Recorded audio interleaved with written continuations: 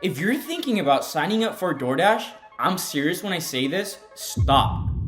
Close the tab, delete the app, throw your phone into the nearest body of water if necessary. Because I promise you, the only thing that this app is going to deliver consistently is mechanical problems to your car. And the crazy part is, when you first start doing it, you actually feel like you discovered some kind of life hack. Let's go door dashing. You feel like you just beat the system.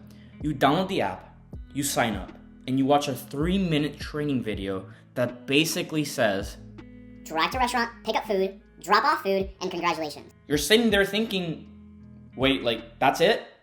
And the first couple of days, it actually feels amazing. You open the app, the orders start popping up, $7 order, $8 order, $10 order. You're sitting in your car like, oh my goodness, I'm about to make like $30 an hour just driving around listening to music. And you start calculating math like a dumbass. 3 deliveries an hour, $9 each, that's $27 an hour. You're basically a logistics professional now, right? Except the math you're doing is completely fake. Because the app is hiding the part where your entire vehicle is slowly being sacrificed to the gig economy gods. The first week delusion. The first week of DoorDash is the most dangerous week because that's when you actually think it's good. You start telling your friends about it. Bro, you should do this, it's easy money. And that's when the problems start because DoorDash has this way of slowly revealing the truth. It doesn't show you everything immediately. It's like a horror movie where the monster appears slowly over time. And it's small things at first, little weird moments, like when the app tells you an order's ready and you walk into the restaurant confidently. You say the name, the employee looks at the tablet, looks back at you, and says the most terrifying sentence in food delivery history. Oh, it'll be about 5 minutes. 5 minutes. The biggest lie in the service industry. 5 minutes in restaurant language means we forgot the order completely existed. So now you're standing there next to 3 other delivery drivers. All of you are holding your phones like confused NPCs.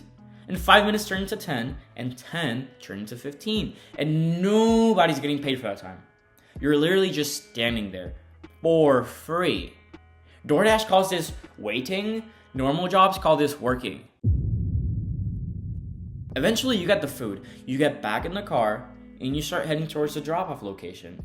And that's when you see it, the destination. It's an apartment complex. Hell no, man. What the fuck, man? Every DoorDash driver knows this feeling because apartment complexes are not designed for human navigation.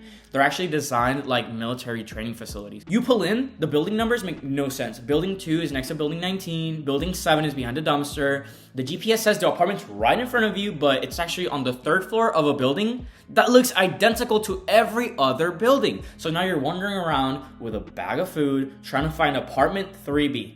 Meanwhile, the customer's texting you, hey, are you close? Like, yes, I am spiritually close, but physically I have no idea where your apartment is.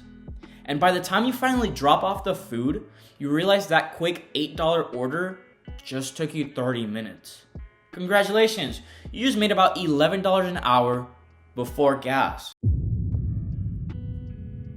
Then DoorDash introduces the most evil feature, the add-on order. You accept a decent delivery, maybe $9. 4 miles. You think, okay, that's fair.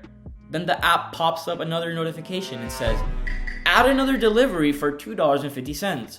And the way they word it is kind of genius. They say, you're already going in that direction. But are you though? Are you really going in that direction? Are you really? Because the second you accept that extra order, everything goes to shit.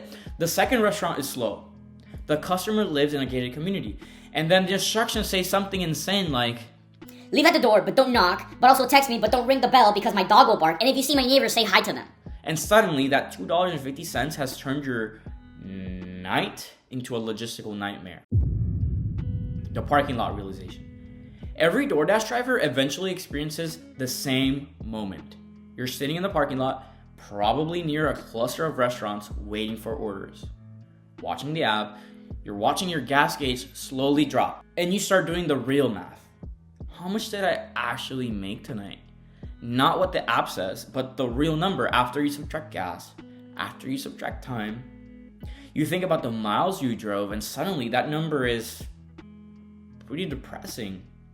That's when you start noticing the other drivers too. Because once you see it, you can't unsee it. There's always like 6 cars sitting in the same parking lot and everyone's waiting. Everyone's staring at their phones, and it starts to feel less like a hustle and more like a weird gig economy purgatory.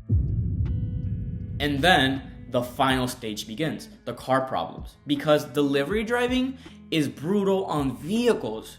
Constant stop and go, constant braking, constant turning. Your car is basically doing city driving for hours straight. And cars hate that. At first, everything seems fine. Then one day, something breaks. Maybe your brakes start squealing. Maybe your tires are worn down. Maybe something in the suspension starts making a noise that definitely wasn't there before. And you're sitting there thinking, wait, I made like $400 this week, but the repair bill is like $900. And suddenly, it all clicks. You didn't make any money. You just converted your car into temporary cash. Look, I'm not saying nobody should ever do DoorDash. If you need emergency money for a couple days, fine. But if you think this is some amazing long-term side hustle, I promise you the math eventually catches up. Because DoorDash isn't paying you to deliver food. Your car's paying for it, and eventually, your car's gonna quit before you do.